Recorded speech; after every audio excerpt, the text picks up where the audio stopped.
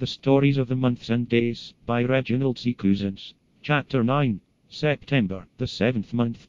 The name of this month means simply seventh, and so suggests to us neither god nor hero. We find, however, that there were several festivals held in the month, and not the least important of these was one held on the second of the month, and known as the Action Games. On this day, in the year 31 BC, was fought the great sea battle of Actium in Greece, in which Augustus defeated Marcus Antonius and the Egyptian queen Cleopatra. On the promontory of Actium stood a temple to Apollo, and from that time onward games in honor of Apollo were held on each anniversary of the victory.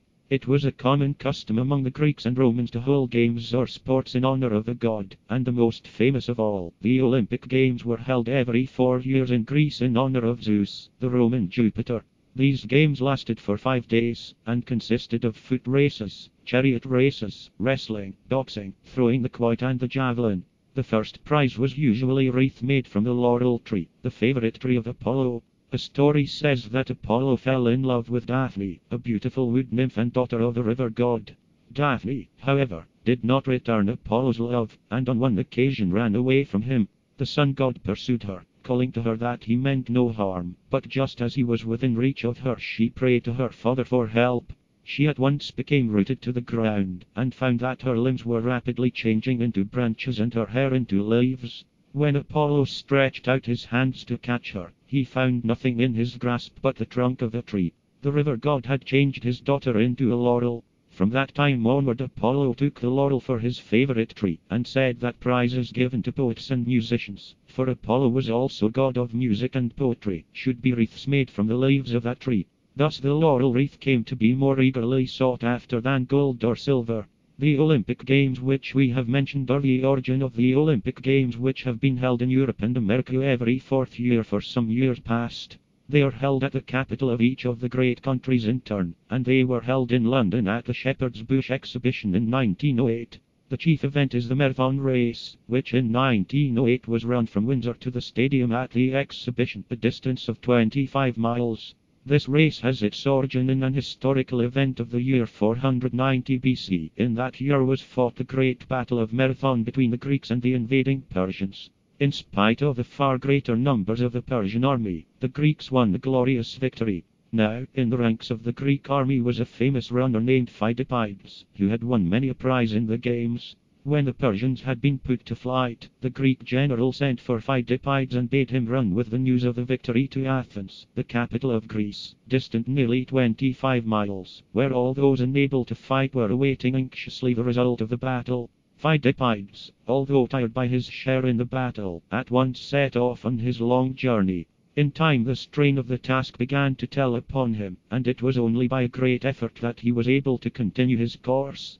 At last, with aching limbs and faltering step, he came in sight of the city. The Athenians, seeing him in the distance, ran eagerly to meet him, falling into the arms of the foremost of them. The runner with his last breath gasped, "Rejoice, we conquer." Even as the joyful words left his lips, Phidippides sank lifeless in the arms that held him, and his brave spirit went forth on its last journey to meet the heroes of the past.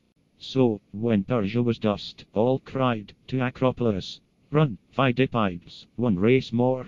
The Medes do. Athens is saved, thank Pan, go shout." He flung down his shield, ran like fire once more, and the space twixt the fennel field and Athens was stubble again, a field which a fire runs through, till in he broke. "Rejoice, we conquer." Like wine through clay, joy in his blood bursting his heart, he died, the bliss. Robert Browning, Phidippides. Famous among the very old stories of the Greeks is that of the swift-footed Atalanta, the daughter of the king of Arcadia. This king had longed for a son who might succeed him, and on the birth of Atalanta was filled with anger and disappointment. He ordered her to be taken away while she was still a baby, and left on a mountain top at the mercy of the wild beasts. Here she was found by some hunters, who took pity on her and carried her to their home.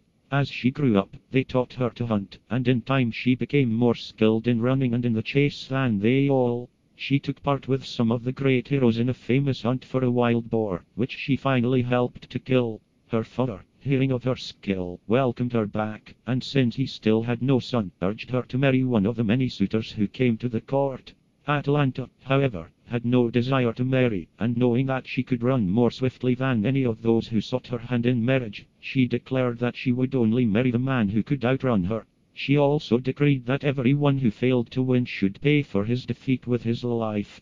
In spite of these cruel conditions, many eager youths tried to win her, but she outran them all, and their heads were exposed on the race course in order to frighten others who might wish to marry her. At last there came to the court of the king of Arcadia a young man named Meleager, who was determined to win Atalanta for his wife. He had previously sought the help and protection of Venus, and in answer to his prayer the goddess had given him 3 golden apples. The proud Atalanta accepted Meleager's challenge, and once again the course was thronged with people eager to see the daring youth. The signal was given, and the runners darted forward. Atalanta soon passed Meleager, who then threw at her feet one of his golden apples. She paused a moment, tempted by the glittering object, then stooping, she quickly snatched it up and raced after Meleager, who was by this time ahead of her. She soon overtook him, when he threw down the second golden apple, and again she stopped to pick it up. A third time the swift maiden passed the youth, once more to be tempted by the golden fruit. Sure of her skill, she paused to seize the third golden apple, but before she could overtake Meleager he had reached the goal. Atalanta, bound by her promise, consented to marry the victorious Meleager, and their wedding was celebrated amid great rejoicing. The Old English name for September was Gerstmannath, which means barley month, since during September the barley crop was usually harvested.